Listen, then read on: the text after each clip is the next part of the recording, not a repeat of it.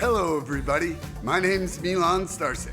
Welcome to Freedom Rising, a podcast dedicated to empowering individuals on the journey to personal growth, lasting serenity, and freedom from addiction. Tune in and join the movement. Your journey to freedom starts here. We neither represent, promote, or demote any 12-step program or organization.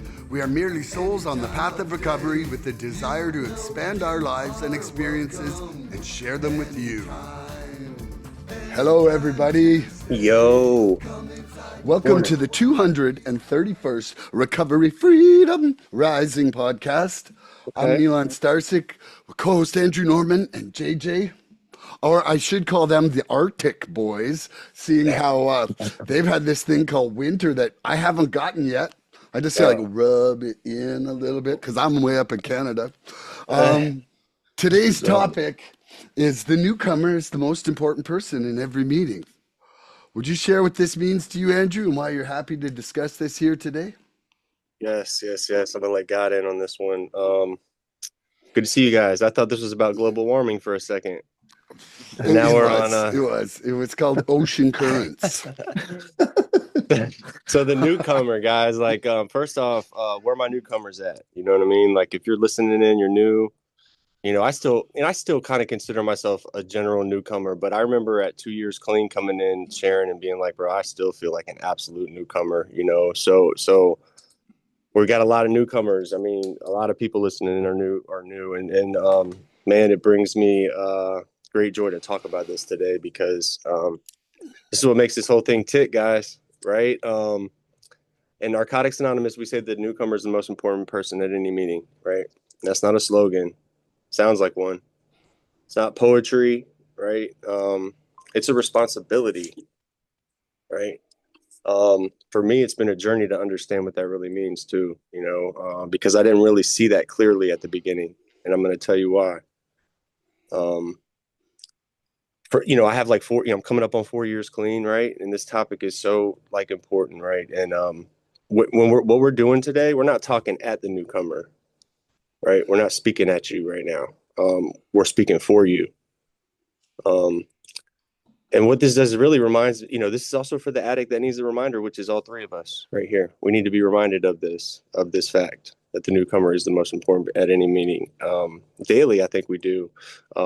Because before I walked here, I didn't believe I was important. Straight up. And I know that was just me and my disease thinking, right? Like I didn't believe anybody was looking out for me, right? It was like me against the world. I didn't believe that a room full of strangers gave any kind of care about whether I lived or died. That was straight up facts, man. That's how I felt. To the core of my heart, I felt that way. Like what? Like I didn't even care about myself. How is this room full of strangers talking all this slogan stuff? Like gonna give any like how are they really, like what are they talking about? I know they're lying to me. They don't care about me. You know what I mean? Most of the people in my family didn't even care about me. How are these people going to care about me? And I viewed these groups in a way like it was unattainable, something I really didn't want to be a part of. And I thought I was broken, right? And because when I was a newcomer, bro, we talk about this a lot. And if you never listened into this podcast, I'll hit on it again. But when I got here, I didn't care what color the walls were. I didn't really understand how to put words together. Didn't want to. I was sitting in these meetings waiting to be exposed or rejected, right? Like my whole life. And I knew that these people didn't know me. Like there was a core belief, like these people have no clue what's going on inside of me. And, certain people spoke to me when I got here. And for me now, like the newcomer represents hope, right? It represents urgency for me. It represents life or death. It is literally why NA exists. It's why these rooms exist. It's why what we're doing, literally while we're doing it. And NA doesn't exist for people with time. Okay, we're not here for the JJs of the world. NA exists so the addict who still suffers can walk into this room and know that they can be a part of and not die alone. Right. And bro, that's like so important, like to the fabric of like what keeps like it's what wakes me up in the morning, JJ. You know what I mean? Like it's what can drive you in the morning, what get you up in the morning and get you going. You know, being there for somebody new. You know, getting sponsorship, got a lot of layers to this thing, and being there for that newcomer and trying to make sure that they know when they come in here and they don't really understand what's going on that they don't have to right now. And it reminds me where I came from, guys. Bro, it keeps me spiritually awake, right? Like it reminds me that like what desperation feels like. Our newcomer coming in here reminds me what the streets are still there. They remind me like they aren't going anywhere. They've gotten more vicious, and I don't want to be a part of that, right? And I got to stay here so that I can keep this room going and these rooms and this message alive, so that when I was that way, I had somewhere to go because I was going out of this place if I didn't have this place to go. This was the last house on the block for me, bro. I had nowhere to go, and you know, the newcomer keeps me from getting comfortable. Okay, like it keeps me from having this entitlement to my program. And if I ever forget like the newcomer, I got to remember it's about us, and we were all newcomers, and we were, we pray in and out of these rooms, and a lot of times what we're praying for are the people in these rooms, like the people in that room that you're praying for. It's not like these people outside. We're praying for all these outside people too. Hopefully they find the rooms, but a lot of us in these rooms that we're sitting in are suffering. We pray for those still sick and suffering addicts. And it's what keeps me alive today, guys. And the questions are going to be great and all that shit, but like you three together talking about this today, man, I was so pumped up about this. Super pumped up, and it makes me emotional, man, because the newcomer is everything, bro. It's absolutely everything. It's why I arrive early. It's why I stay late. It's why I stay in the parking lot to keep it going. Like, it's why I sit next to them at an in-person meeting. It's why, you know what I mean? Like, this isn't just like an inside joke. This is for real. This is life or death, and people are dying every single day. But it don't have to be you. And you can be one of those statistics, one of those percentages outside the norm, and you can make it. And you can do it too. If us three can do it, I know you can do it. So I'll pass that to you, JJ. Tell me what this beautiful, beautiful topic means to you, man. That was I love beautiful, you too Andrew. so Love much. you, brother. Man, I love you, man. I love your passion. I love the new awakenings. You just remind me of how exciting once I'm JJ and I'm an addict, and I'm grateful that I didn't use today. I didn't use yesterday, and it's given me the opportunity to experience this day in a way I could never if I picked up, because once I pick up, I live to use and use to live. And what a freaking nightmare. And the newcomer reminds me of that. I read just out of The Living Clean. I was just checking it out briefly this morning. Never enough time to read this, but we identify as addicts. I love this. The principle of anonymity teaches us that this is the most important thing. Yeah, I'm JJ, but most importantly, I'm an addict. If we forget we have a deadly disease, it doesn't really matter who or what else we think we are. And that I think that's probably the most important exchange that happens when a newcomer comes in the room. Like, it's a reminder. um Andrew said, and I know he meant this in so much love, the focus is on the newcomer. Like, our program is not for the JJs. And what he meant with that is that I've got more than 3 decades of this incredible life. The life that I have, I owe to this process, to once becoming a newcomer, right? To realizing that the most important thing for me to understand was, no matter who I was or what I was doing or what I thought I was or what I thought I wanted to become, and certainly nothing was working out. I couldn't, I hated who I was, and I couldn't become anything that would last until, I uttered the first words that were, the first honest words that I'd said in a long time, which was, I'm an addict. JJ, and I'm an addict. Um, we sort of, this family of addicts, we all have that last name. The anonymity means, that's what's so important about that sentence is that whoever I brought here, um, it's my addiction and my recovery is what continues to define me, and it enables me to participate in my life and be part of really of God as I understand them, and with your all's help, build a life that I could never have dreamt possible because of my addict fear would short sheet me, man. The newcomer reminds me, and oh, here it is, right? The most important person in the room.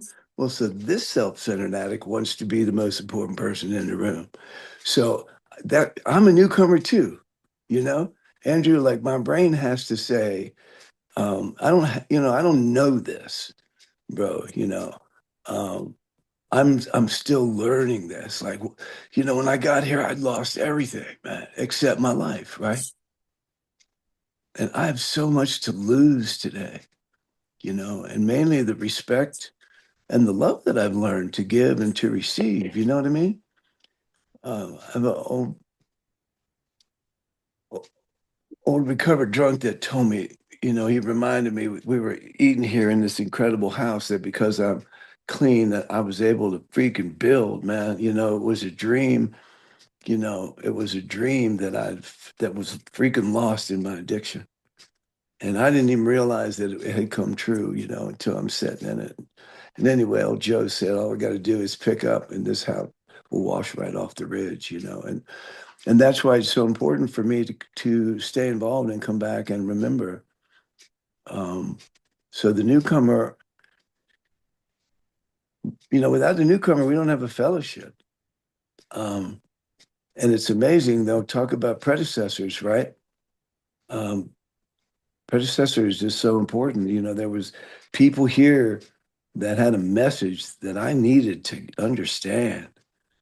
And Andrew described how weird it is, and how it's, are you for real? Um, I was in so much pain, man, that I was a chump for the love I received. I was. It's like, and really I could feel in the very first meeting if there wasn't bullshit, I could feel it. So, as much as I didn't trust me, but I trusted this group, you know, didn't understand it.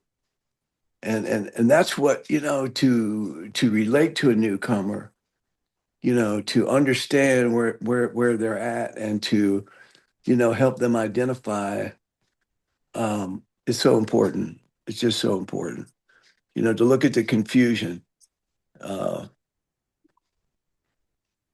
that I relate with and can address.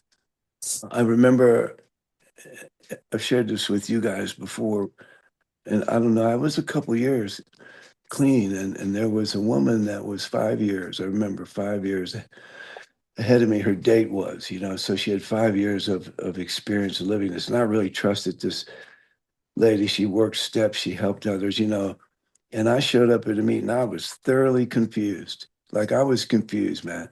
I don't know what the fuck was up. And I went up to her and I said, Franny. She said, how are you? And I said, I don't fucking know.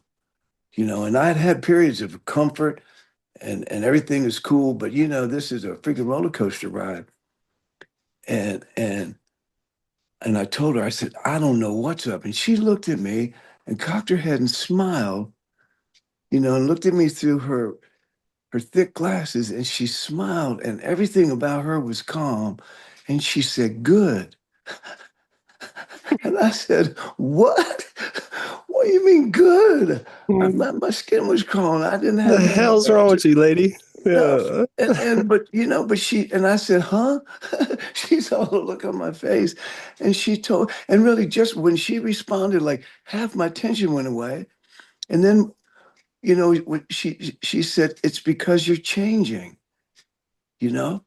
It's because you're changing.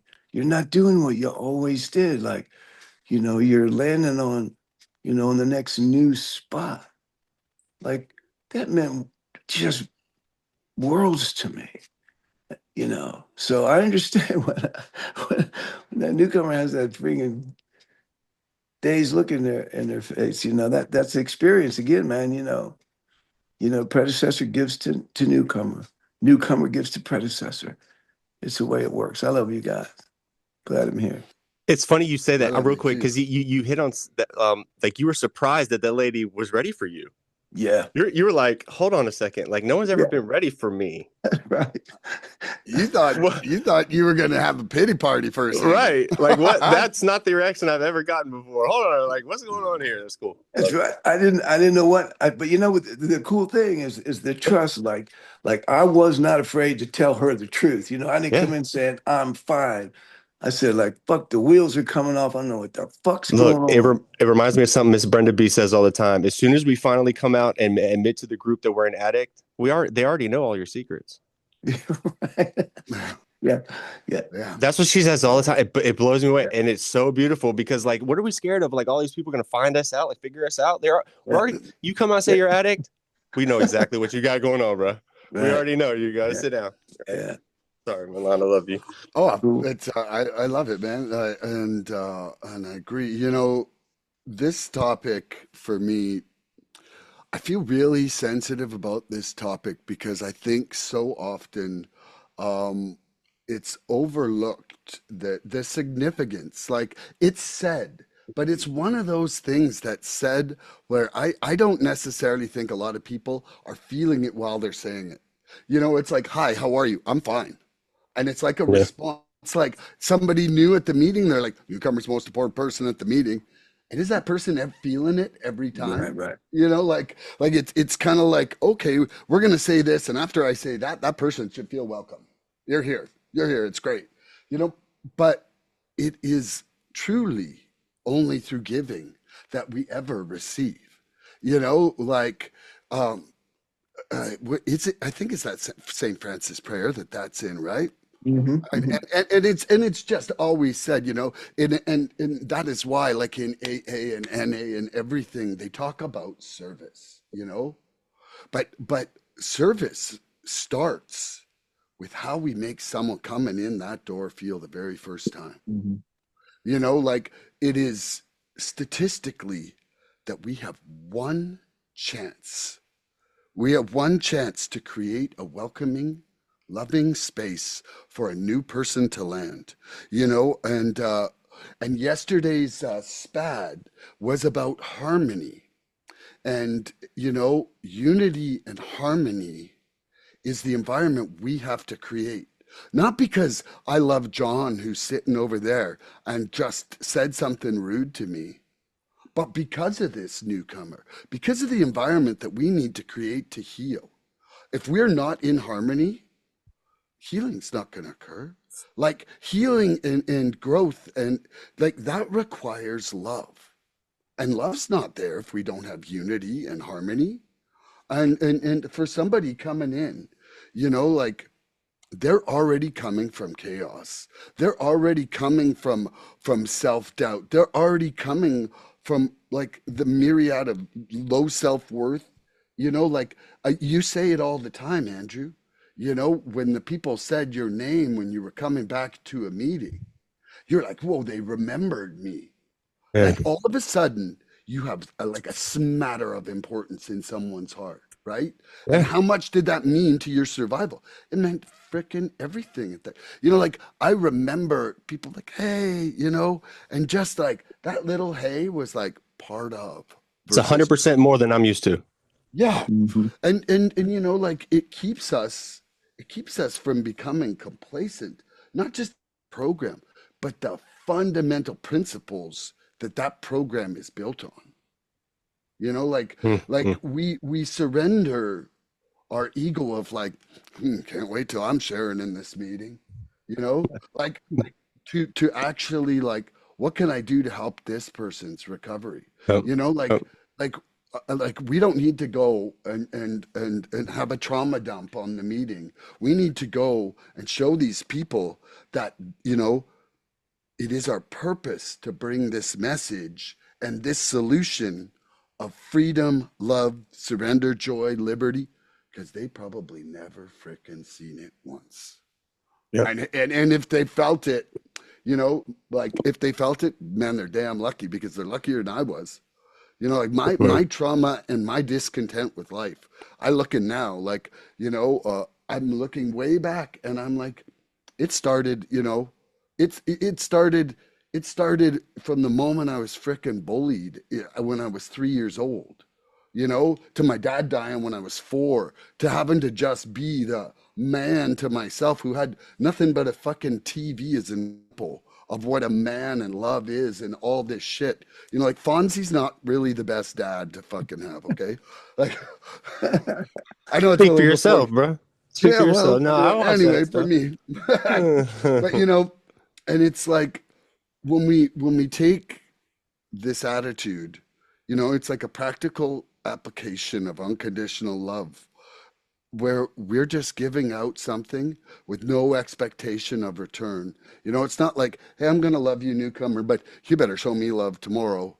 You know, like we're just actually experiencing joy at the benefit of that selfless love, to see that shine start shining in their eyes. I Yeah, man. mean, every single one of the three of us has sponsees, right? Hmm. And you know, there was a point where that sponsee was the newcomer sitting in front of us. You know, and like, you know, I just had my second sponsee make it through a set of steps. I got the one that And still is can't stay clean. Can't stay clean. and you know, like Can't stop drinking. all I can say is like it damn near makes me cry when I see how far these boys have come, you know? And and I think that it's good for us to see that pain, to be forced to revisit that place with compassion, you know, take ourselves back there and then get out of ourselves enough to consider, what does this person need today? You know, like one of the things that I ask, it's almost like my own second ask is, how can I serve today? And in my two-way prayer, and I'm reviewing what I know I need to do in the day, and I'm asking for answers about what's going to help those other people and not myself. You know, and part of it is not to make my life so full that I don't have time for somebody new. You know, that always comes up is leave space for service. Because if I just fill my day, even if I'm filling it with what I think is service, there isn't 5 minutes at the end of the meeting because I'm jumping from this meeting to that meeting. There isn't a time in the break. Like I'm over full to actually have that moment that maybe some guy needs 10 minutes after the meeting. You know, like Mm. now I'm actually budgeting in time for change, if that makes sense. No, So yeah. love it. Anyway, I kind of got a Man, little off topic there, I, but I man, I love you look, guys. a couple things. Is it just a coincidence that you're talking about Fonz and you got a haircut today? Is that like a coincidence or Coincidence, just I'm It talking looks about a what? little Fonzie like. Fonzie? Oh, It's a Fonzie Fonzie. You did my haircut, bro. It's hair? That's kind what of I'm a Holy saying. crap. Fonzie. It's kind of a That's Fonzie right. haircut a little bit. Yeah, It's okay. like Well, you know, like, see, there we go. I Like, love it. I'm traumatized. I love it. Look. And on the topic though, you hit on responsibility for like when you talk about trauma dumping and stuff like that, and Yeah. and I wanted to layer onto that as we stay and we start when we start understanding what our responsibility is as people who've been here for a while. Another responsibility of ours is to sit back, right, and watch these meetings happen. And if there is a string of, someone come out at the beginning of the meeting, it happens a lot, JJ. We'll Oh talk yeah. something about something very, very edgy, rape or like getting stabbed, something like that, like really, really trauma dump. And then the next two or three people raise their hand to get that trauma out. It's kind of like our responsibility to raise our hand at that point and bring the meeting back to order, right? Like Well, JJ will raise his hand and just kind of put the message out there, right? This is not, yes, share about everything, use about nothing, but this is what our process is here, right? This is our step solution to 12, this. man. Yes. Carry the message. It Yeah. doesn't say carry the trauma. Yeah. It says carry the message. And it's unfortunate. I see people with a lot of time that will lean into that trauma shit, bro. Like it really kind of bothers me. And I've pulled certain people aside. People have been on this podcast that have done that. And I'm like, bro, like what's going on with you? You know, you got to kind of watch that stuff. But and then once they kind of see what happened, it's like they see what happened. And you know, again, it's all work in the program. But I wanted to bring that up. It's a great point. Yeah, I think it's a great one too. I gotta because that might be the only freaking 4 shares they run out of the door. Yes. Look, Yeah. This meeting could be someone's last chance. Every meeting can be somebody's last fucking chance to stay only alive, chance. bro. Statistically, only chance. it's the only chance. Only yes. chance. The fact that they're in that meeting, like the stars have aligned, bro. We have to be passionate with those people and make them understand. Because look, when I was new, I didn't feel important as a newcomer. So or I didn't feel as important as a person. So how am I going to get around this notion of like the newcomer is important, or because I didn't feel important, right? And so until y'all made me feel important, I couldn't really understand what this meant, truly, right? And so y'all had to love me up. So, all right, you ready for my question, JJ? Yes, sir. This is a good one. How did I feel when I was new, and what did I need the most? How did you feel when you were new, and what did you need the most?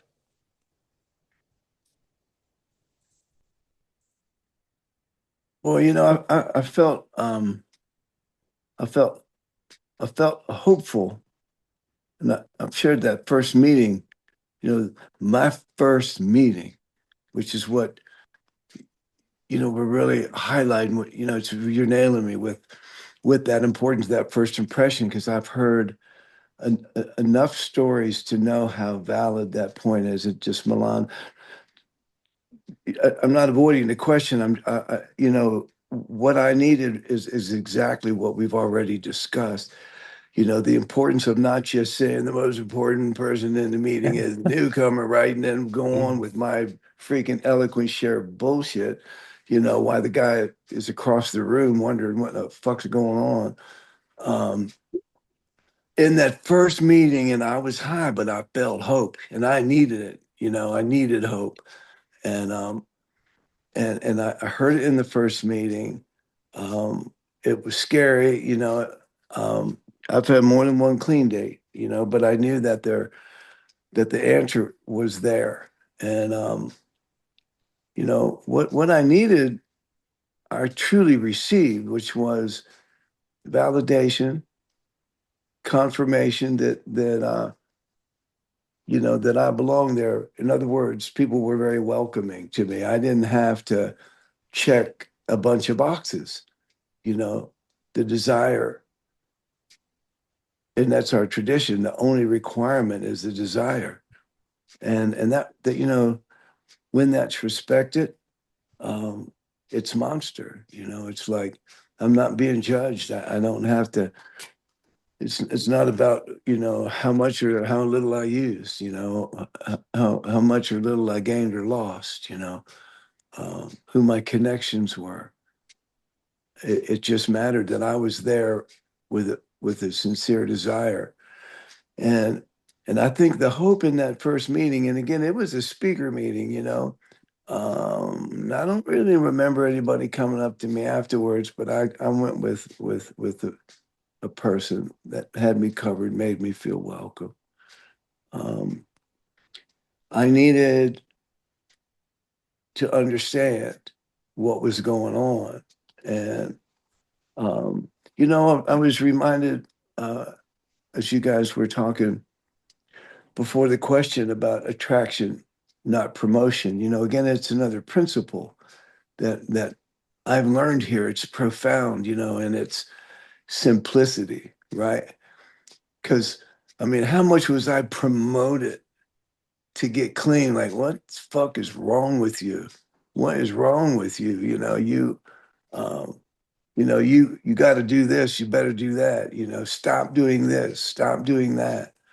And just promoting all this shit that I didn't want to freaking hear. Come into the rooms and the attractions there. Again, it's the importance of understanding what we do here. And I mean, even despite ourselves, for real, making certain, and a lot of meetings that I go to, the message is there. We've got a wonderful community, and in in my area, in our area, and but to specifically invest in that newcomer, is what you're waking me up to. I love what Milan said. I mean, I get, there's a lot of people that aren't necessarily newcomers that need encouraged, you know, and take my time before and after a meeting. Um, but to realize that, because again, I've heard enough stories of where someone felt snubbed, someone felt, and they never went back. Fuck that room, they don't understand me, you know, and and what a missed opportunity. And I love this point that we're making, and anyone listening, like, please, we are human beings, but understand the spirit of what this discussion is about. If you was to happen to hit a meeting where, maybe it was spiritually dead for whatever reason, and again, that's the complacency, that's why the newcomer is important to me. As I said before, it keeps it alive as to what my issue is. I'm JJ. I'm a dad because I've seen too many times. I'm in sponsorship with a brother right now, man. I finally was able to. I wasn't, we were able to, right? I just brought the message of concern and love, and we made a decision. Like, I don't have the power to make his mind up. We had a discussion, and we've sliced out. Is he a newcomer? I don't know. Is 10 years a newcomer? If you get away from the meeting, right, you're going to be a newcomer again, you know? Um, so it's so important to stay in this learning. Like I said, I lost everything before getting here, and I have so much to lose. So I have to maintain this, and the relationships with the newcomer is what it is. Yeah, and I guess what I was looking for, Andrew, I received, bro. I needed direction. I needed education. I needed, and I did. I asked, bro, questions because, it's you either got to hustle or you don't, right? And fuck it, I got over in the old days, right? In the previous life. So that shit's not wasted, man. My connections were strong, and this is about connection, about connecting with the newcomer. And I really loved, sharing that, is that get connected. You know, if you were worth a shit in the old world, you had connections that didn't run out. Well, you're in a place now where it will never run out. So I love you. I got what I, Love you, JJ. I got what I needed. This fellowship provides. So, please don't judge a meeting on your first meeting. We learn what recovery really is, and it's far beyond not using today. I know plenty of people that just don't use, and Miserable. miserable, bro. Man, they're missing this incredible gift of life. Thank you. Love you, JJ. You're Love you, amazing. JJ. You ready, JJ or Milan? We I'm want to know JJ about Milan those. today.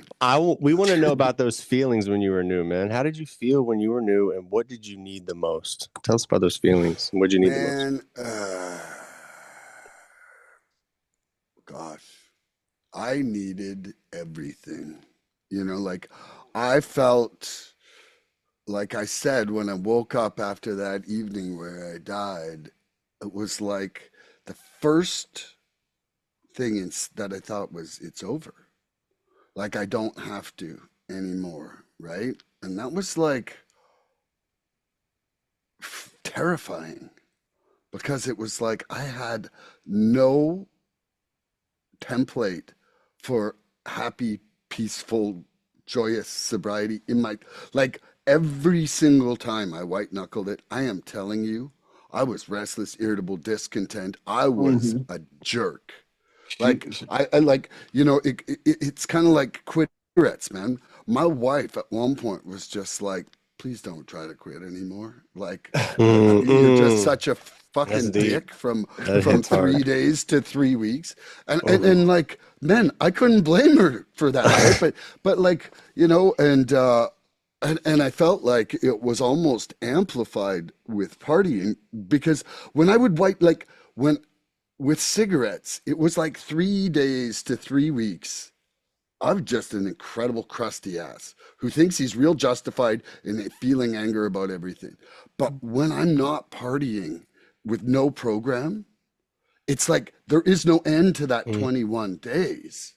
Yep. Like I'm just an unsolved mystery of angst, you know? Like, Hmm. Solid and Yeah. mysteries.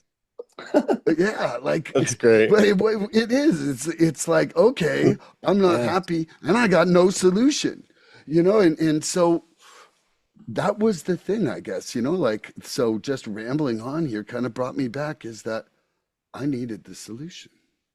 Hmm. I needed, I needed to go somewhere where somebody had a way to decipher this chaos that's going on inside me, that's making me unhappy, and to still my water down enough for me to actually be able to take a look, you know? And, uh, and a big part of that, you know, um, was witnessing unity and harmony, because I think like, you put unity, harmony, love, and surrender in the same place, and it's going to bring serenity. And I never felt that. I know I had never felt that. Not that I had never felt good in my life, but I had never felt peaceful. Like good was like fucked up as hell, getting to shag a whole bunch of girls, no regrets until the next day. Like that would have been amazing, like, and not serene one bit. And so, like I feel like, when you're watching a show and somebody has to learn how to walk again, it was like not only did I have to learn how to walk again, I had to learn how to breathe again. I had to learn how to look again. I had to learn how to hear again. And I certainly needed the humility to realize that what I was hearing, what I was seeing, how I was walking, how I was breathing was all wrong until then. And there would never there was never a point in my life before that where I was open-minded enough, willing enough to see that. Like I, I, I, I never had the tools to look, but I never really cared to look. Like who's kidding who? I wasn't like, let's see how I'm wrong so I can be better. I was happy to think I could get better, but it wasn't at the expense of being wrong. Mm. Like I would look at it and be like, so yeah, like when I went in and I saw people laughing and smiling, and then like I said, my third meeting was a 16-year cake of one of the counselors at the treatment center I went to, and the room had 1,000 years of sobriety or clean time or whatever, and I was like, look at these fuckers go. Like there was nothing about it that didn't impress me and fill me with hope and love, like anybody who's new, hit as many birthdays as you can because you want to see how people have changed. Let them really get to tell their story at their cake and Amen. see this transformation. And then if you're lucky enough, their mom or their wife or their kid is going to be there, and you're going to see tears in the eyes of people who love them. Yep. Like I saw that in your mom's eyes at that cake, Andrew. Yeah. My Yeah. mom and my wife daughter were at my last cake, and you know, they were touched and they were moved. And and Yep. and like it's real easy for people to go to a meeting and pretend like everything's good. But man, you pull in the real family and you see the joy in that Can family's feel it. eyes that Can that feel it. their family member's still alive and back in their lives. Mm. I don't I don't know, like like the Bible does such a great job at talking about parables because like the prodigal son, like how the father embraced that boy coming back. regardless of what he had squandered. You know, Yeah. like it. And the truth is that, man, I don't know an addict's family who hasn't given them love again once they got straight and proven that they can do it. You know, there's definitely a period of training wheels, but I am Hmm. watching families heal in real time every single day right now, man. Unconditional love, bro. Yeah. I'm gonna You leave know. that there. I love you guys, man. Great question, Andrew. Yeah, Thanks, man. brother. I mean, you just bringing that up about my mom, they brought me to tears, bro. Like Dude, it's I was bringing palpable, me to bro. tears, man. Like it was amazing, you know, like dude, you know, when I see that, I know that you earned your seat in here. Yeah, Cause yeah. like she ain't crying because you went to fucking the corner store. She went crying because you were going missing for a while. Yeah, man. Yeah, man. I was gone. I was lost. I was lost. So, beautiful, Hey, man. You let guys me, are amazing. Andrew, Come on, JJ. just let me interrupt with this, Please. this reality of the emotional reconnection, you know, the value of becoming freaking the family member, like really we learned like never before. I was a couple months clean and you know, obviously on a good track, and I was down to visit my mom and dad.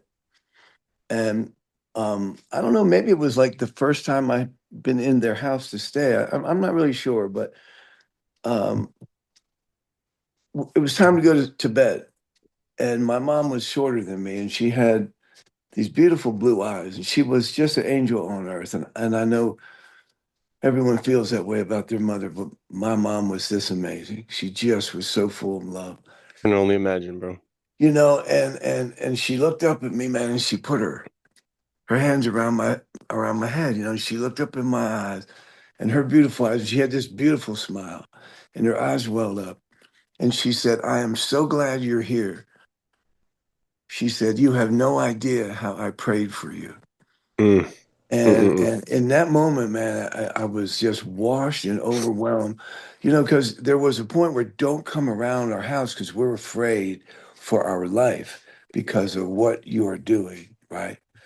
So for her to say that, and the other piece, like I thought I was a slicky boy getting here, Slick boy. I right? know that dude. And the slicky boy kept me out, but my mama's prayers, she said, "You have no idea how I prayed for Way more you." powerful. So it is just amazing. So I Mm. don't know. I just needed to get in that chill Thank of you. reality, right? Me too, You man. know, I needed my that. my mom is in a happy hunting ground, but she's so freaking amazing, man. She's right here with me every day. You Mm. know, Mm. just amazing. I love you We guys. we talk a lot about like the predecessors praying us into these rooms. We don't think about our family members, how much they prayed for us to be in these rooms, bro.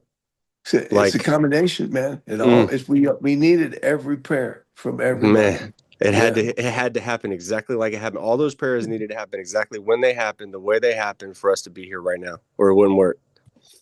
It wouldn't have worked. So beautiful. Thank you, JJ, for bringing that up. I I'm love gonna you, answer bro. this question without trying to get emotional. How did I feel when I was new, and what did I need the most? Wow. Um, I'll start off by saying I had no hope. You know, I was completely hopeless. I thought I was completely broken, and there was no coming back from what I had done. I thought this was like the last stop on my way out. This was like my last stop of like grieving or staying alive and keeping a room over my head before I went out of this world, because I really didn't want to do anything else. Like, and it wasn't like I wanted to continue using. I just didn't have. There wasn't nothing going on right in my head. I was done.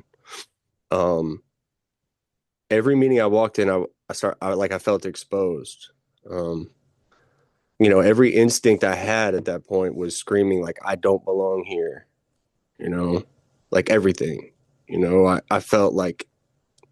I felt so different.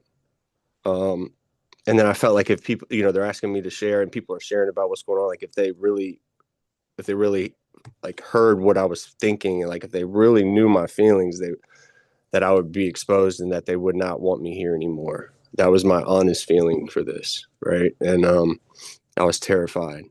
I was terrified. And it wasn't like that like dramatic fear where like you got to get out of here. It was that it's that like slow encompassing fear of like where you like I don't know where to put my hands, right? I don't know where to look. My thoughts, like everything, like I don't know where to, I don't even know how to, I don't know how to put my thoughts right now because I don't want to mess up. I don't want to say something or do something that I'm not supposed to. Um, like I felt like everyone in the room knew I was broken and completely broken the way I felt. Right. And, I don't know. It's so crazy how it was such a wild feeling, feeling like the spotlight was on me, right? But it really wasn't in the way that I was feeling it. And Mhm. like I I didn't see recovery. I saw distance. Mm. You with me? Yeah. Um, there was also this deep sense of like shame, this like overwhelming, shameful feeling that I had like about my past, about what I was trying to become, which was nothing, right? Like I didn't have any hope, like I had nothing going on, and shame um, that I even needed help in the first place, right? Like let's break it down. I was shameful that I was like I'm in the room that's supposed to be helping me, that's literally there to help me, and I'm shameful that I got a problem and that I need help to begin with, right? Broken, and I didn't feel like a person who was getting better. Um, you say like come back every day, like you can get better, it'll get better. I just didn't think that was happening, and I felt like I had finally run out of options. I was just here so that I could be as comfortable as possible until whatever the next ball drops. I just didn't want to deal with it anymore. And I failed at life, right? I had really kind of waved that towel, and underneath all that fear was like a really I was lonely. It was loneliness, that fear, like that deep loneliness that we feel, and not the kind that like people aren't around me. Like it's deeper than that. It's the kind where I've never really truly felt safe or known or loved by anybody outside of like my mother and that shit. And I still had a weird feeling about that too, because I was just, I still had a lot of substances in me, and I still was really wrapped up in that disease, and I couldn't really see that all that unconditional love that my mother and some of my family members were showing me leading up to that point. Um, but what I needed the most at the time was not information. I didn't need y'all to like tell me what these slogans meant. I didn't need y'all to like break and define the slogans for me. I didn't need someone to tell me like what step I should be on and what I should be doing next. I didn't need any of that at first. I couldn't even wrap my brain around any of that. So before like the understanding, before I believed in anything, before I had any kind of commitment, anything like that, the first thing I needed was belonging. Just the feeling that I belong somewhere for the first time in my life. I needed that more than anything before I could even wrap my brain around anything that was coming after that. I needed someone to look at me and treat me like I mattered. I needed, um, someone to like make me feel like I wasn't an interruption. Mm. Like finally I was being treated like I needed so bad someone to treat me like I wasn't a burden today. Um, or like a charity case. You know what I mean? Like I needed that so bad. Um, and I needed to know like I'm not just being tolerated right now. Like I like there like I have value here as a person, just showing up, being here, like with that desire to stop using, like whatever got you here, like they pumped me up. I finally felt welcomed somewhere. And even when I was welcomed other places, like I would always just find a way to get out of it, because I just like I was sick. I didn't know what human connection was. I couldn't understand what that was and what that could do for me. I needed someone to say my name, right? Like Andrew. And like we talked about it earlier, Milan, when I came back that next day and they say my name and they were like, bro, thank you for coming back. Like, we love you. And I did like a double take, like why? Mm.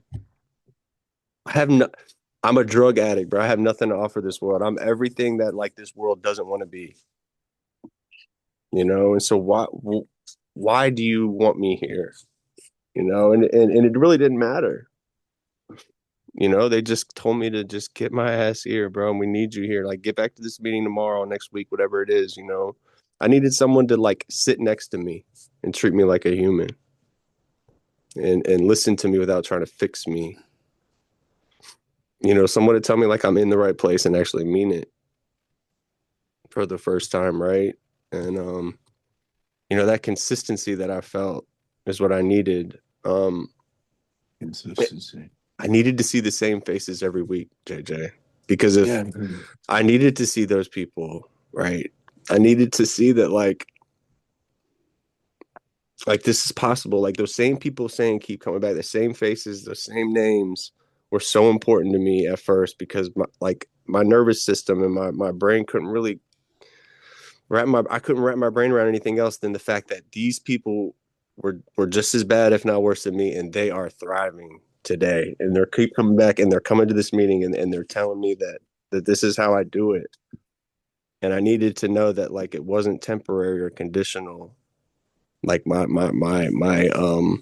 seat here was not temporary or conditional at all. You know what I mean? And you know, most importantly, I needed that hope that y'all had because I had to borrow y'all's hope for a long time, and I didn't have any hope. Y'all let me borrow that hope, bro. Hope and love. Talk about it a lot. Only two spiritual principles we can actually give to each other. And I was taking that shit a lot at the beginning, but I needed it. You know, and then there's like that turn of like we can actually start giving it out. And like that's what's gonna make us feel better. And that's that turn. So I don't want to hit that on this question. I love you guys, man. I love y'all. And I need everything we're talking about today, man. It's a reminder for me. Love You you, know, bro. you It's said beautiful. something a few minutes ago about like them almost giving love that you didn't want from your family members. And it's like, you know, I remember that it was like them trying to want to save me. It was like getting in the way of me just having uninterrupted execution of my addiction. You Yeah. know, like I remember the first intervention, and the entire time, all I was thinking was, man, when can this thing end so I can go use? Yeah. Get me out of here, bro. Yeah, You yeah, know, yeah. like that love that they were sending Yeah. bounced off me like nothing. Like I had no openness to it. Like, you know, it didn't matter what they Sad, bro. wanted. It didn't matter their intentions. It didn't matter if like how I looked, how green I was, how yellow my eyes were. Anyway, that just Yeah. you know, Yeah, man. when you were saying that, it just took me right back to that moment. And Yeah, man. JJ, do you got any questions?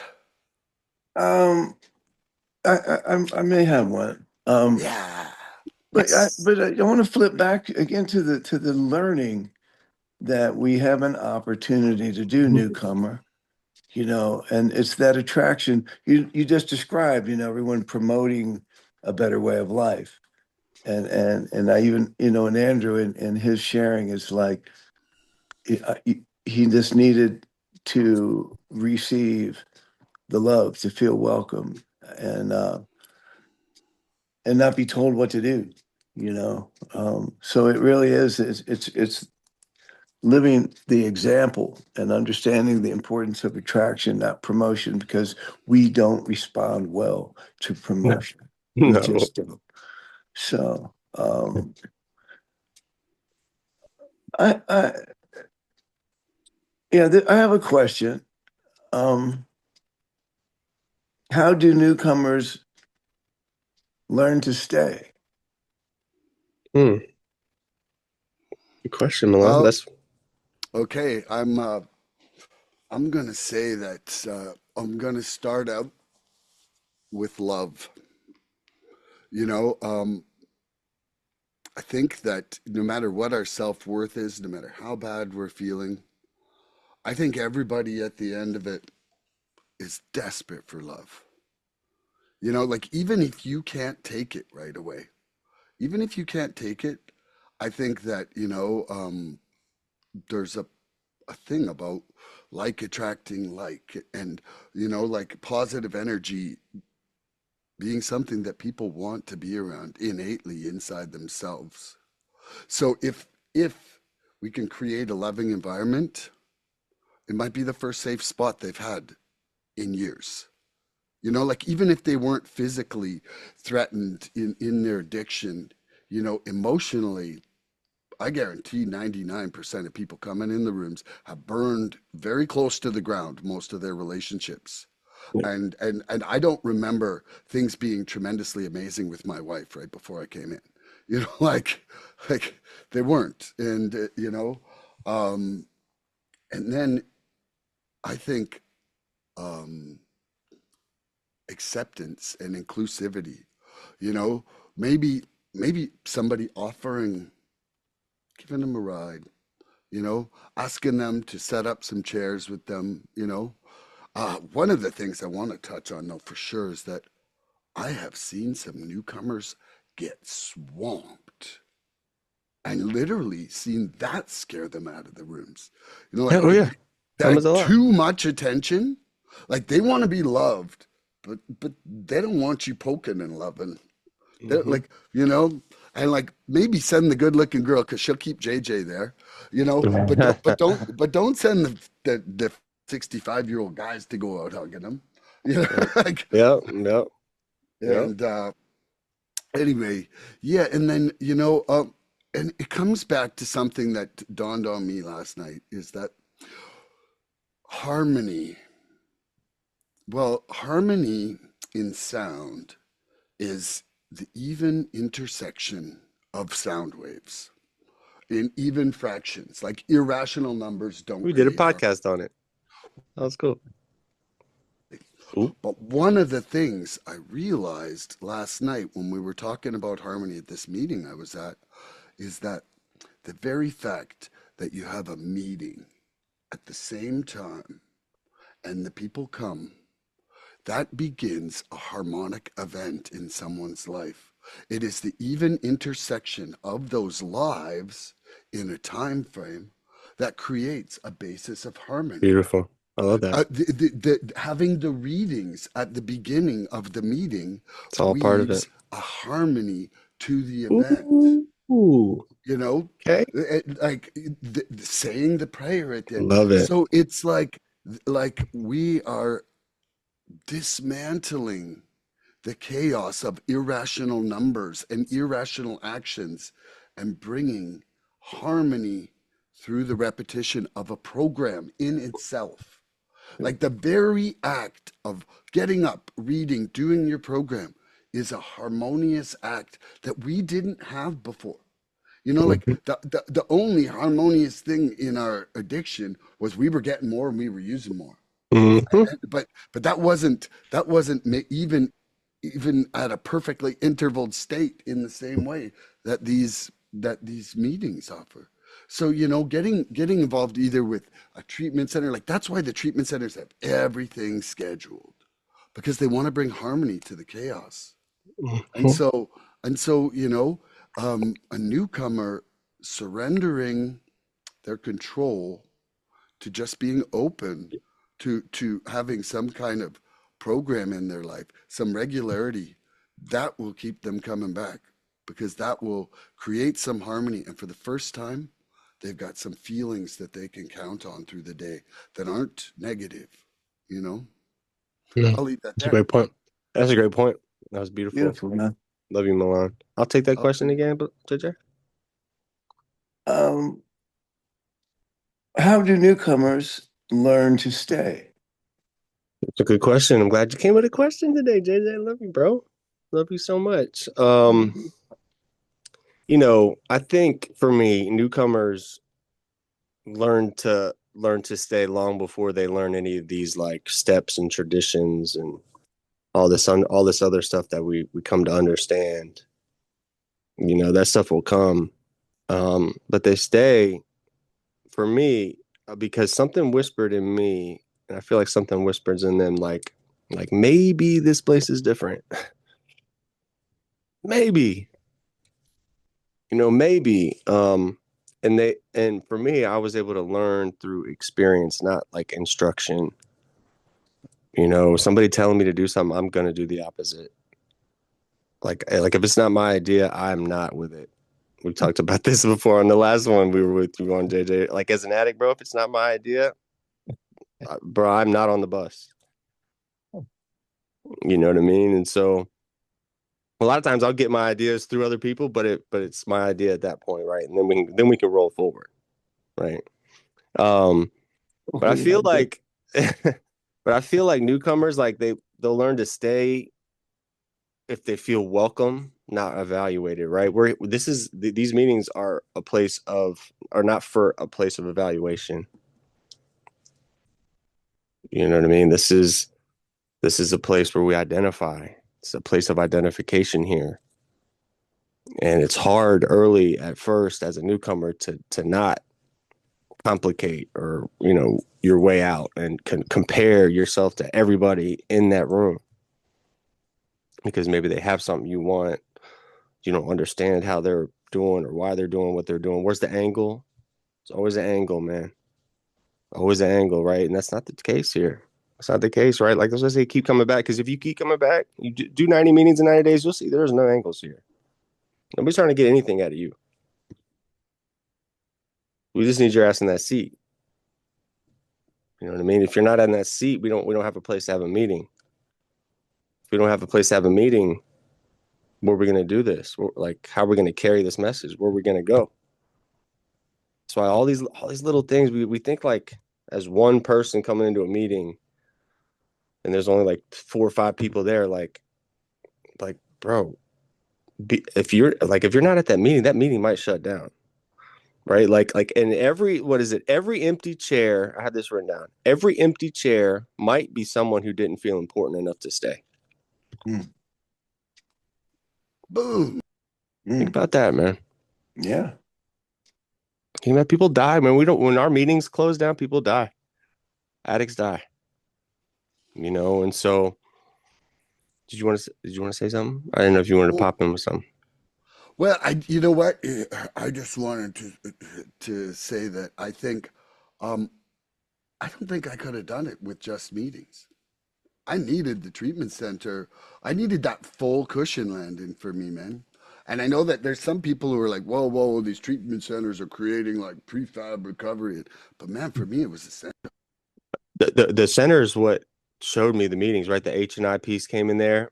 And if I didn't have the treatment center, I wouldn't really truly understand and know what these meetings were. I look back at that whole process and yeah, I needed that. But like the saving grace was it gave me an avenue to these meetings, which ultimately gave me an avenue to my higher power. And I'm off to the races now, And so, great point. That's a great point. But, as a newcomer, I feel like they learn to stay. We hit on it, feeling welcome, not evaluated. That's a very, very important part. When someone says like, I'm glad you're here and uses your name, like you might think it's silly or something, but go out of your way to do that for a newcomer, like to call them by their name and appreciate them and smile at them, look at them in the eyes. Like it's so important. It really does bring home that they belong here, and it teaches them that this is a space of a safe space for them, and they learn by watching us stay, right, JJ? You stayed for a long time, bro. You kept coming back. You stayed. That's why people with time, when you come in, you're like 37, 38 years clean. I'm like, thank you, God, for A, praying me in here, and B, staying. And just laying that groundwork that I can follow. What does it say in that one of our opening readings? Like, those today are far more fortunate for the first time in man's entire history. Like, we are far more fortunate today. We got an avenue here, man. Yeah. We got a roadmap. Yeah. Just gotta open up. Gotta let people in. You know what I mean? There's a lot that comes with that. But it's an open book test, JJ. It's the hardest open book test we're ever gonna take, but it's an open book test. And it sure makes it makes life a whole lot easier. It just does. We quit fighting everything. And you hit on really the purpose for that question for me, is I just wrote that down and said, well, I have a question. How do newcomers learn to stay? And we are so interdependent on one another. Newcomer's the most important person, because I sat in a meeting last Monday, and there was a shit ton of clean time in that room. and there were really no newcomers particularly, and it gave me a creepy feeling, you know. Um, Newcomers learn to stay because them that was once a newcomer has been affected and attracted to the point that we stay.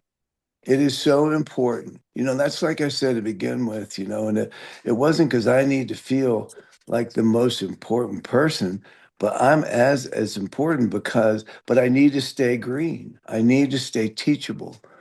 Otherwise I'm promoting and I'm directing and I'm this and I'm that. Um, so the newcomer learns to stay clean because there's a clear message. And the responsibility that we have, to stay green, to stay relatable is essential, man. It's critical. Uh, Otherwise, the newcomer won't stay, and we will die out. So um, it's important. It's so important, and to see people that have received this gift, men and women that have received the gift of this message, and then get wrapped up. Happens all the time. Happens all the time. Hey, I'm employable now. I have a job and I have a car and I have these commitments. Um, to learn and to help the newcomer understand that this is the most important thing. That's what that reading said. It's the most important thing for me to remember is that I'm an addict. And then because of that, because without that, this disease will kill me. It's a cunning enemy of life. So it's by setting really a clear example and understanding that I am no more important. That's the message, right? Just humble your ass down. If it isn't for the newcomer that gets this, I'm going to wither on the vine because there'll be no fellowship. Do you know what I mean? To be in the process um, is critical for me in my life today.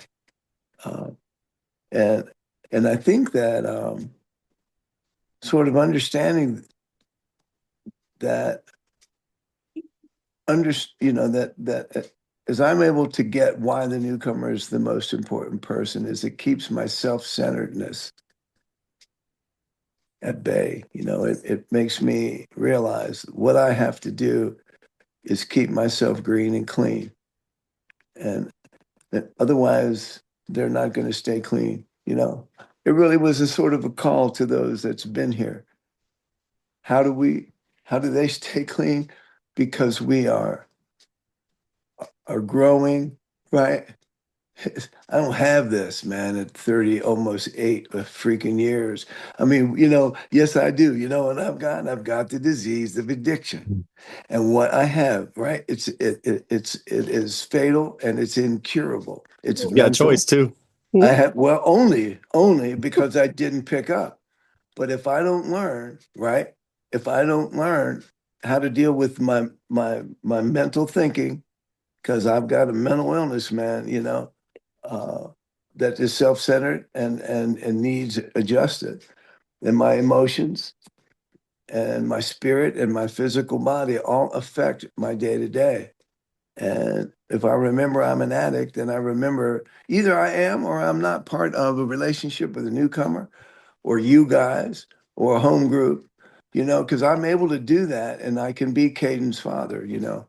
And, I'm telling you, without this program, you know, my boy and I, my 21-year-old and I would not have, we have very tough moments. Had one yesterday, but we're able to come back in love. And I've learned again, where would I learn this? Okay. You know, I've been his dad for 21 freaking years, man. All right. Newcomer. All right. This is new to me, man. I've never been a father to a 21-year-old son of a different color that's got no blood, but I've had him since he's been 2 weeks, man. I'm his dad, all right?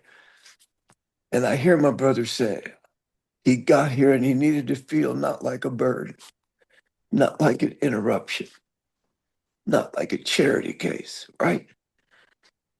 Okay, I've learned to take my own inventory, right? Because it's the love that I don't know. It's my self-centeredness, man. I wake up with me every morning with me on my mind. And as quickly as I then remember what I read out of that book is that it's critically important for me to remember that I have the disease of addiction, newcomer. You may have it too. It will kill you. It will kill me at 37 years. I can be clean and I can kill that boy with self-centered judgments, closed-minded, uh, uh, self righteousness, because I'm your dad, like fuck you, man. Because I you said know, so. because I said so. It is like learn how to live, right? I will see that I don't have to use, and the compulsion will fucking leave me because I want to feel like I do, that I have a solution. There is a solution, newcomer. There just is a solution, and it's predicated on, I need your help, man.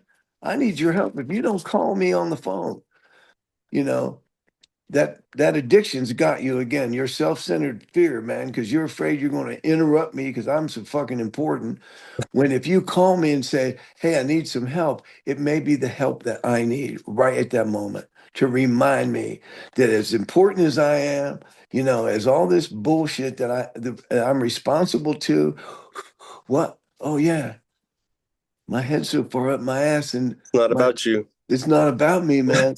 Really, and it's about the power of the higher power. Like he works from one addict to another, like no other relationship. I mean, and maybe I'm wrong about that, but I just know that the message of life is so vital and it passes from one addict to another. So newcomer, you're so important. You know, old timer, long timer, predecessor, predecessor, predecessor. That's the word, right?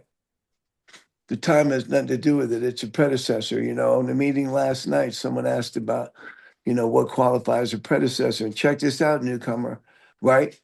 If this is your second day of coming here looking for freedom, right? And some poor fuck walks in, dazed and confused his very first day. It's like you're a predecessor, man. You can say, "Hey, I'm here too." And he'll look at you and go, "Man, I ain't alone." And then the two of you together, man, start making sense. It's like it's fucking just electric, man. Powerful, man. It is so powerful. But we all got to pay attention, man. We all got to just continue to learn. You got this. What do you have? You have something worth giving away, you know? Your trauma or your peace. Explain the trauma, then explain the peace and how you got it, right? What I hear last night, man, this disease, or rather,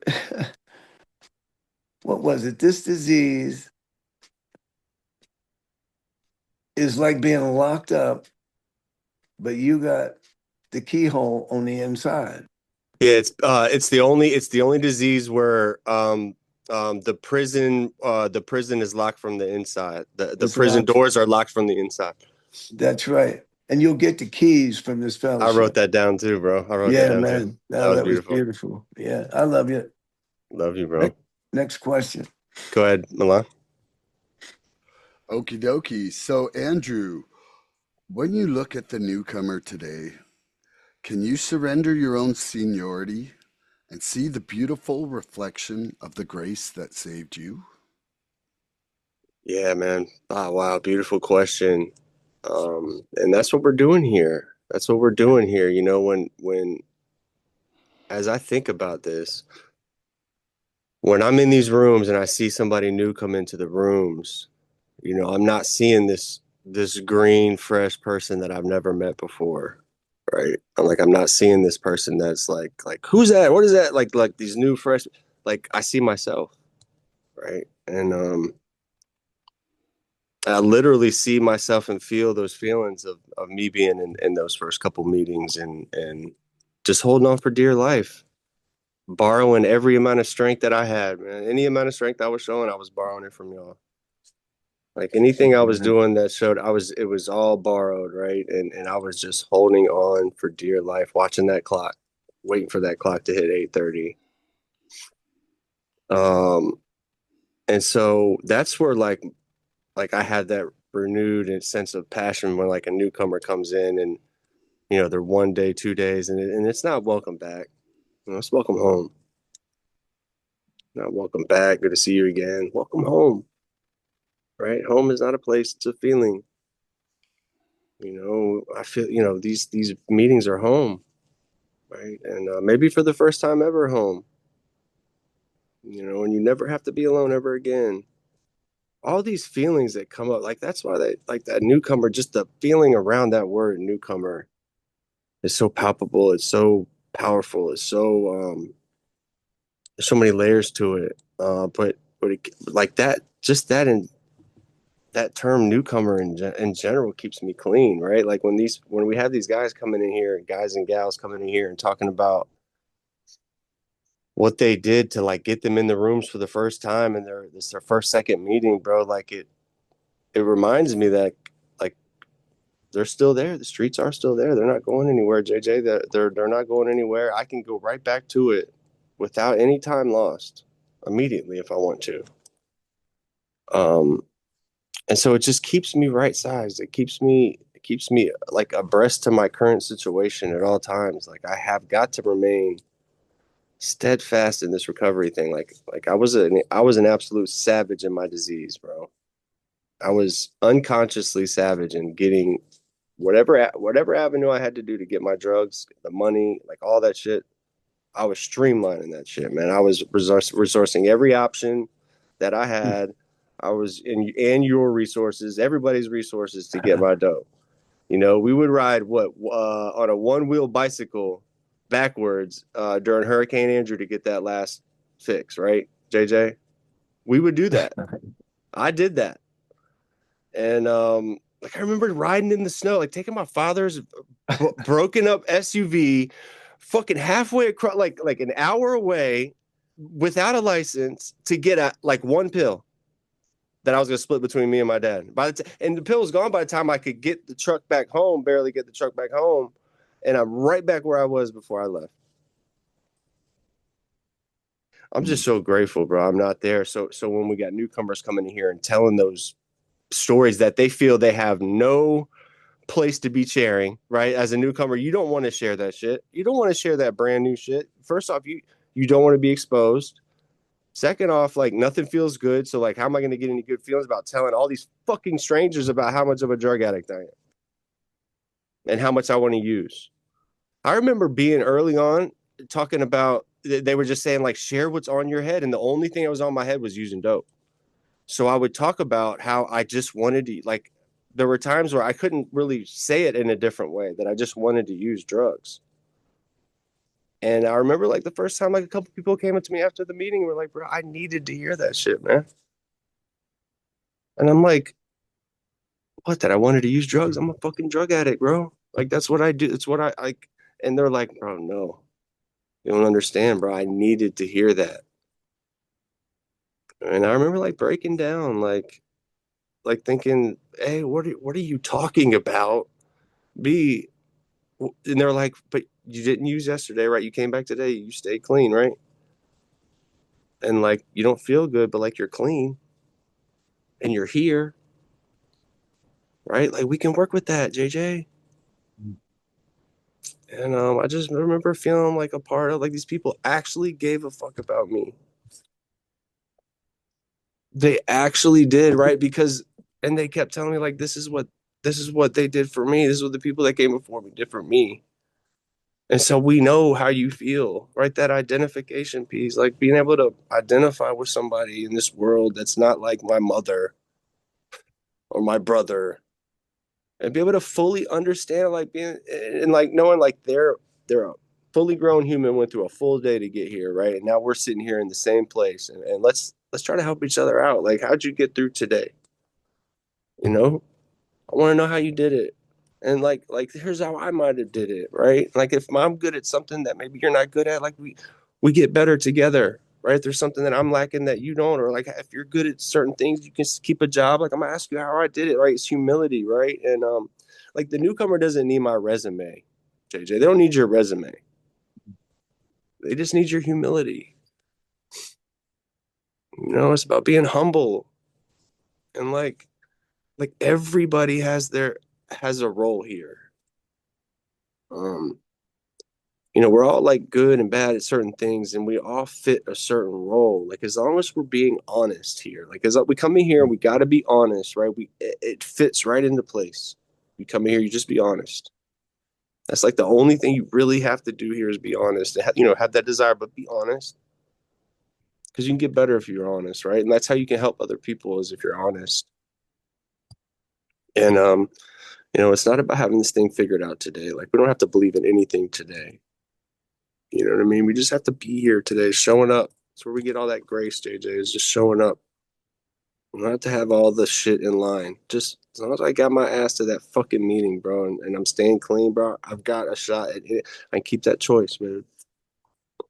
Yeah, I got to make a choice every single day to come into a meeting and get honest or to go out and use again, right? Like I choose to make that choice of coming in here and being of service to somebody and being of community to somebody and being in a meeting. Like I'm like God has allowed me to have that choice today. So I'm gonna keep that choice. I love y'all, man. This is a great podcast, man. I'm just really getting a lot out of it. I love y'all. Love you, brother. Okay, JJ, when you look at the newcomer today, can you surrender your own seniority and see the beautiful reflection of the grace that saved you? Mm. You know, not all the time. You know, not all the time. You know, that's the truth. I mean, um,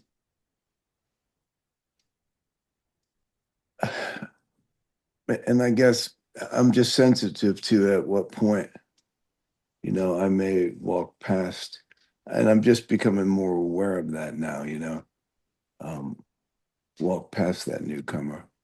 Um, but most times, yes, I am aware, and it's out of the gratitude that I have for the seniority, you know, for the gift of days and experience. Because you know, I've learned a lot because I've messed up a lot, but I've received, you know, so much good information, and um, you know, wanting to share it in a way that that newcomer will receive it, because you know, knowing what is available, you know, watching Andrew grow over a couple years, you know, into this podcast, you know, into um, watching the people that I have known for, you know, whether it's just 4.5 years or 10 or 20 or 25 years, um, to see the newcomer come in is like, wow, you know, it's like a seed, you know, it's like, you know, I mean, I don't, that's not to offend anybody because I'm talking about me. I got here as a piece of shit. You know, I was You can worth, say it. Just say it to me. I'm you just know, kidding. I mean, I was worthless. I was hopeless. I was destructive. You know, I was selfish. Um, so taking that, boy, you know, that's not even a seed, you know, that's some sort of funk. I don't know, maybe it is a seed with a hard ass shell around it, right? And what happens is that we come in here, and this is the hope is that, I mean, that I know is a hope for us, a hope for that, you know, hard ass nutcase. Yeah, I like this analogy all of a sudden. You know, is that shell gets cracked, man. It just does. And then the seed that's inside gets planted, you know, in like a new way to live. You know, don't react, you know, take a breath, bitch, you know, Respond. and respond, right? Respond how? Respond, well, just with a little less edge than you did when you walked in yesterday. Because it is gradual. Andrew said it, you know, it's not an overnight deal. It's like chill out, what's a higher power? I love, what's a higher power? This group, motherfucker. I mean, let's like not Borrow it. deny the deal, Let's right? go. Is the talking with you, is the way I feel high today. It lifts my spirits. Um, that you reminded me of, that the higher power and turning our will over, in our beautiful step guide, which is the text, it's yet another learning tool. We are surrounded with textbooks, which I fucking never opened them in school, um, not without a lot of anxiety and duress. And I've realized too, I've had to overcome the anxiety because this is not a test. You know what I mean? I mean that anyone's going to grade and hand back to me with red letters all over it, which was always my fear. The only way to Andrew said it again, we are consistent. I heard that earlier in the podcast. What works is being consistent and the harmony because we do say the same thing. Well, does it sound, if you listen, you'll hear a different tune every time. If you listen to the words and how it works, you know, and not if you, when I listen, I experience a different tune, I'll hear a different phrase. It will open my mind and heart to a different avenue of growth. Um, he reminded me of the third step where turning my will and my life over, like what? It explains that what we're really doing is making a simple decision to change direction. And that's a first step action too, right? I'm going to walk away from, I've quit doing two things. I've quit drinking alcohol and doing every drug that I could find. They're all, the Narcotics Anonymous makes it really clear that a drug is a drug. Hey, and I'll throw my nicotine in there, which some people hate to freaking hear. God bless you all. May you have power and strength to get clean. Dick. I love you. Uh, but it's a matter of eliminating. I mean, really, to begin with, it was the two food groups for me, right? And all of a sudden, it opens up um, this solution that we're in. And I freaking love it. Make a decision to go in a different direction. Yeah, because I'm tired of stepping in my own shit, you know, and I love you. Typically, like, I forget the question. Did I answer it? You did. You absolutely did, bro. That was Woo. beautiful. I love you. Okie dokie. You ready, So, Milan, for the yeah, last when question? I look at the newcomer today, can I surrender my own seniority, which ain't very much seniority, that's who's kidding who, and see the Okay. beautiful reflection of the grace that saved me? You know, it's funny because I think about meetings where the newcomers loved and accepted, but not overwhelmed. But somebody slips in, oh, one topic's gonna be step one, like, and people start kind of sharing in that direction, and like, because you don't earn grace. Grace is given freely to you. What you do with grace is like, are you working to maintain that speck of freedom that you were given the grace to have? Like, I think that that's kind of like us working hand in hand with the universe, is that uh we're granted grace and we could throw it in the garbage, turn around and keep using, or we can go back to that meeting, get a sponsor, start doing a program in the morning. If we're lucky enough, maybe go to a treatment center, right? But I think one of the things about that is to communicate to that newcomer where we came from, the redemption of our lives from whatever our rock bottom tatters were, because we never know when somebody's going to relate to us. But being honest about our story, telling them what we did for that transformation to occur, our part, right? Or the grace that occurred, like that moment of grace, and explaining what we didn't do and what we did do, you know? And then being a shining example of the liberty that freedom is, you know? Like, I think sometimes it's hard for some newcomers to stomach somebody who's really happy because they're really not. But that Mhm. shouldn't make us less happy. That might be the only example of happy that they have the whole day, because they're probably going to crawl back into, withdrawals and everything else. And we need to prove that it works. Or why would they want to come back? Attraction versus promotion. People aren't attracted to negativity and unhappiness. Like, I mean, I can just be like, whoa, like I have to just like, uh, I don't know, I can be overly empathetic and get myself trapped in someone else's shady moods if I'm not careful. And so also, like, I think about like how small my circle was right at the end of my addiction, and how like most of the shit that I did I couldn't share with my loved ones because they were probably the people that I had hurt with what I did, right? Like, and so I think one of the things that can be very attractive is that when you're getting straight, you go to a meeting and you hear these people sharing things like you had never had the courage to tell anybody else in your whole life. Mm. And creating that safe space for somebody to start finally stopping isolating and considering themselves so bad that they can't share nothing. Like, I think it's really important because, you know, first meeting is not the times to go back home and do 500 amends.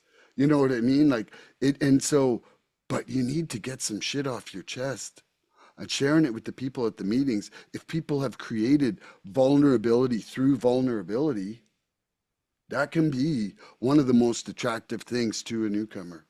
I know it was for me. Hearing some people say some of the stuff where I had never heard somebody just open up like that. It was almost something that, like, I don't know. I like, it was just like, okay, now we've created vulnerability and it's accepted and it's okay and the people are loved. I think that it's really important to Mhm. for us to set the example of vulnerability, trust, and love. You know? Opens up those spiritual awakenings, Milan. Yeah, Hey, were you finished, Milan? yeah, Really? yeah. Oh, yeah, yeah. Sorry, I need to have Well, like a little bell and like tap out. no, we're Bing. good because I'm interrupting because Andrew, it's his turn, but I have to go back to the spirit really of this question, that because of what am I experiencing today? I think it's 22 days maybe, and 10 months and 37 years of Ooh, living this life, right? I know that, dude. Okay, but your question was right, seniority, and when Milan said, I don't have much seniority, it's like whatever this time is that we're talking about, it is grace, and it is we earn it just like one day at a time. And it doesn't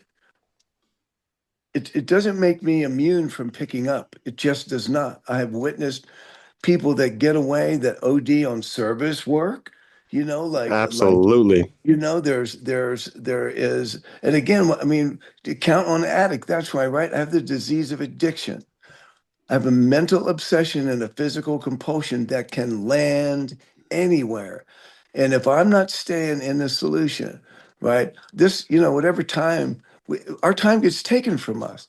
So, your seniority, like, fuck that, Milan, whatever you've learned, like all we have, right, is this experienced newcomer that builds like I don't sit on no tuffet, there's no fucking toadstool, like like I am as vulnerable to the disease as I am prepared against it.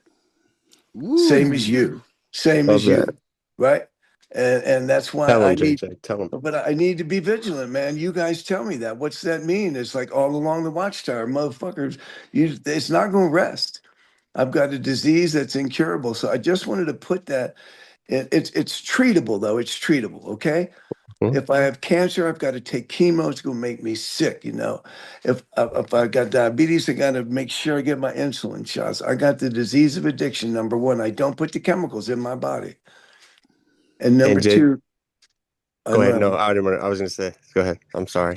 No, that's it. I just want to make it clear that everyone, long time, clean time is available to every one of us one day at a time. If I die tomorrow, man, I ain't gonna make 38 years. It's a shame on me. It's like fuck that. I've had an amazing. If you died tomorrow, I believe you get the infinity chip, right? Like, You would. You absolutely would get the infinity chip, bro. Well, somebody would get it. I'll be going, You motherfuckers. And put you it can in do your what you want. casket. That's right. I yeah. ain't gonna have no casket. But go ahead. It was you were going to I say know. something. And I was gonna say because just to make to your point, this is also first off, this is the only disease that has us convinced we don't have it. Flat out convinced we don't have it, but it is also the only disease we can literally talk ourselves out of.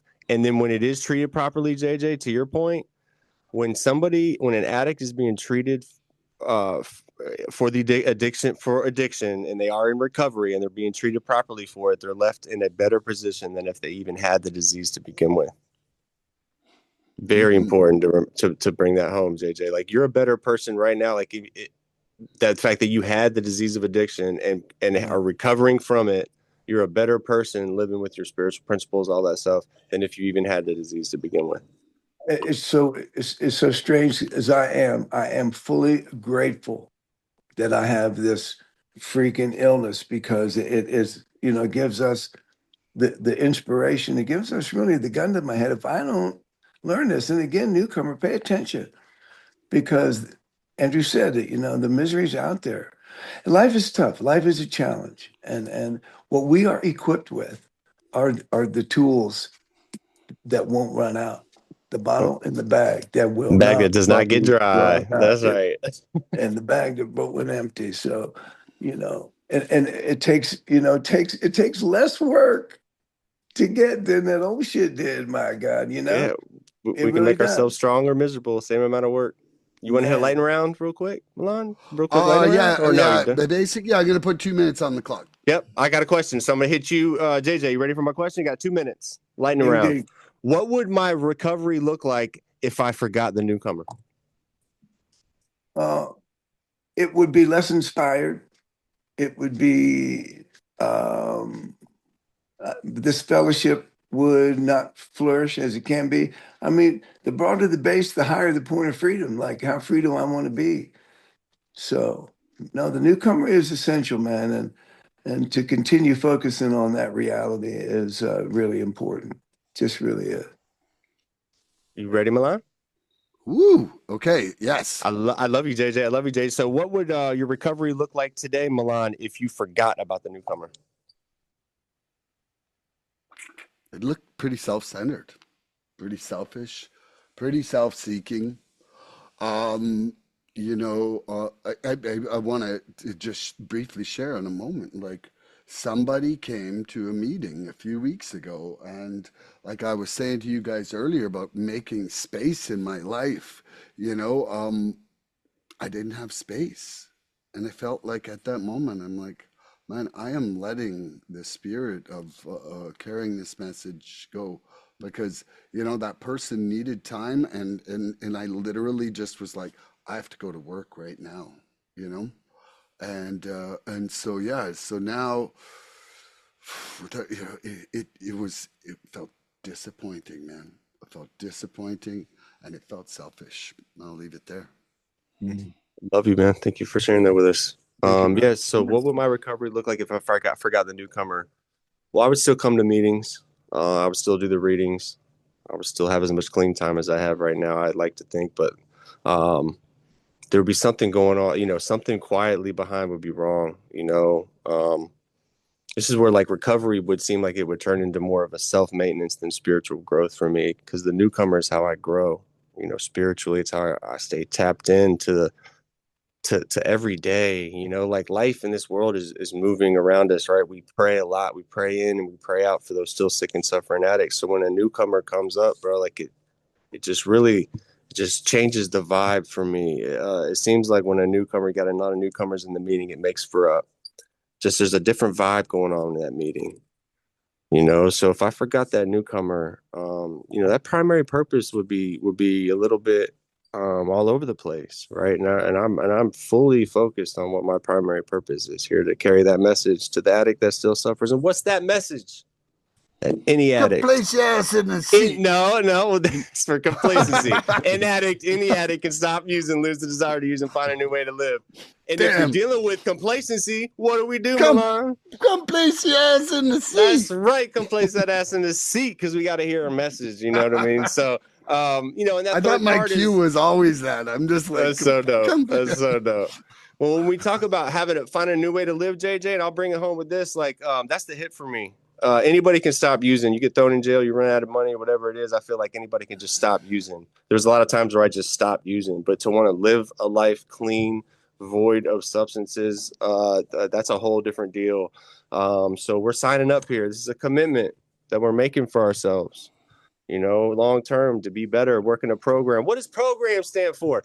People relying on God, relaying a message, right? And if you get hemmed up, you got to pause, pray, and use step 11. Love you, JJ.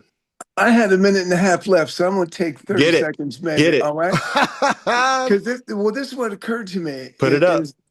Is that, again, newcomer, you know, and I'm a little crazy, but that the transaction of dealing with someone new. But what I'm realizing is, because I'm just gifted and blessed with doing step work with dudes that have been around, like second time through the book, right? Through the step guide. And it's like, we are newcomers again.